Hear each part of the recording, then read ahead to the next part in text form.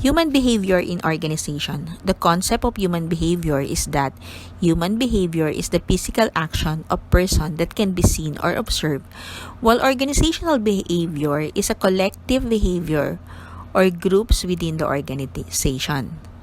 The factors affecting human behaviors are the people, the structure, technology, and environment. The people makes the internal social system of the organization. Number 2, the structure are the division or grouping and coordination and outlines tasks. Number 3, technology. Resources with which people work and affect the tasks they perform. Number 4, environment. It is the internal environment which give influences in the organization or the external environment like government and family. These organizations are viewed by their subordinates. The challenges of organizational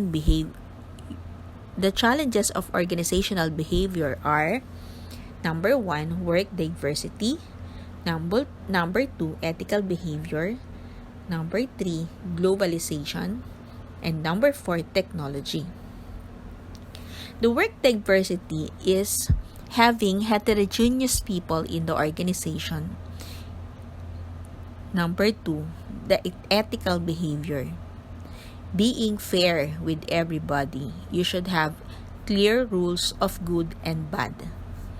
Number 3, the globalization. It is the diverse working environment. And number 4 is the technology. The organization should provide training for those who do not have technological background. Leadership. The following are the qualities of a good leader. Number 1, they motivate employees with compelling vision and mission. Number 2, they have assertiveness to drive outcomes. Number 3, they create a culture of clear accountability. The leadership style. The leadership style is the leader's approach. Example of these are authoritarian, participative or democratic, delegative or laissez-faire leadership. Number 1 is the authoritarian, the top-down organization where decisions are made exclusively by those at top and with close supervision. Number 2, participative or democratic.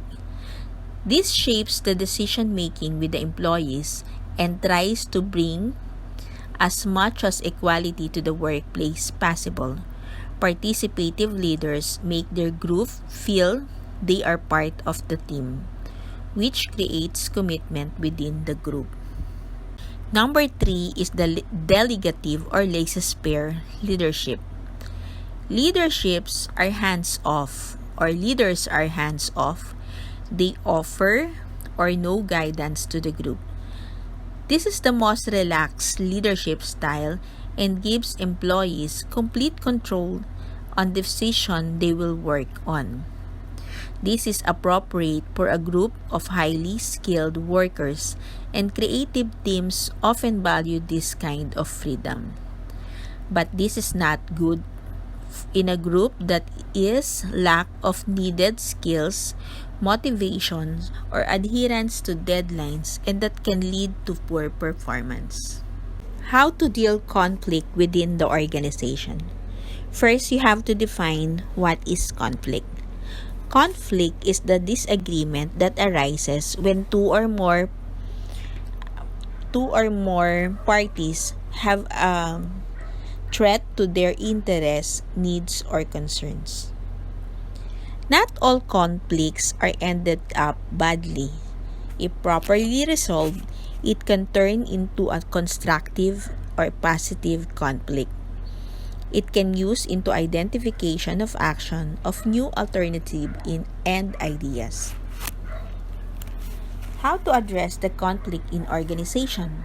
Number 1, listen to everyone's involved and hear their views.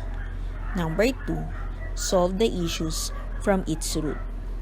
Deeper issues. Number 3, accept people from everything they are or they are not.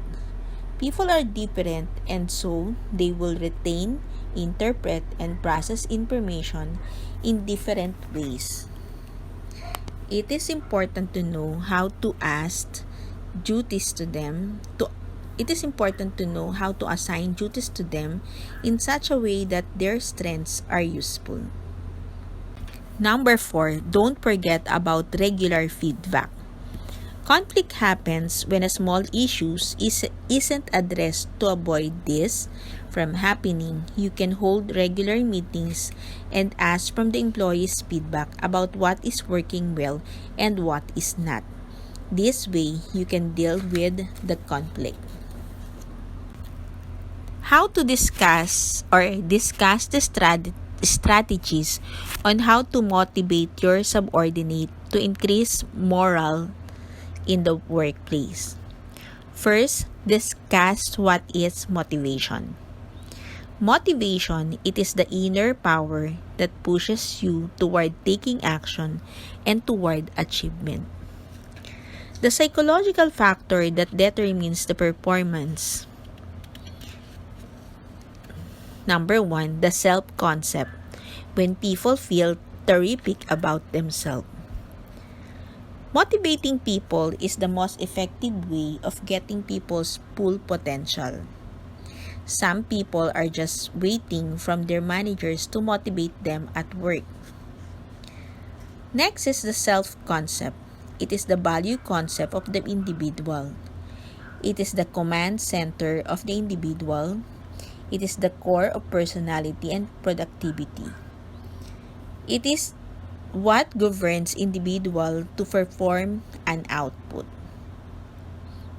It consists of self-idea, self-image, and self-esteem.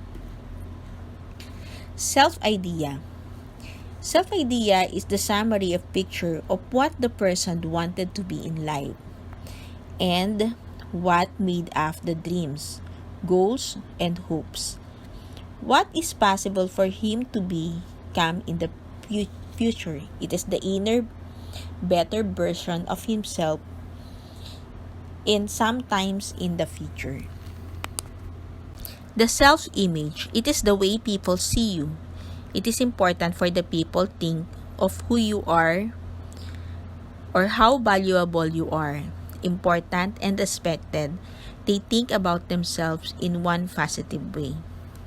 Remember that a person who feels appreciated will always do more than is expected. In motivating the people, you should know the Maslow's hierarchy of needs theory. On the top is the self-actualization. It is the desire to become the most what one can be. Next is the self-esteem or esteem. These are the respect or recognition, strength, and freedom that the individual will receive.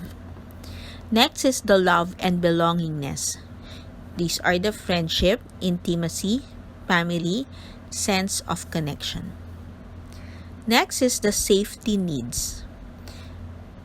These are the personal security, employment, resources, and health of the individual.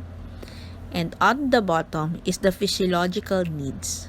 The air, water, food, clothing, shelter, and sleep, reproduction. Other leadership styles. Directing.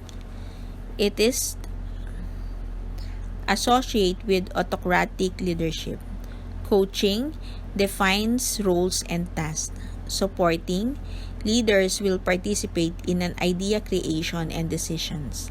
Delegating. Leaders are courses responsible for their team but provide minimal direction and guidance. Management is the process of planning, organizing, staffing, directing, and controlling the efforts of organization members in utilizing all resources to achieve organizational goal, objective, and mission. Culture is the characteristics of a particular group of people defined by everything like language, religion, culture, social habits, musics, and arts.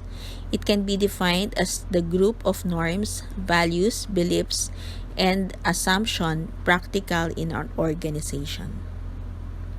Studying human behavior. Human behavior are very complex and have behavior with multiple determination, causes why they occur. Behavior is generally a response to a stimuli that is observable.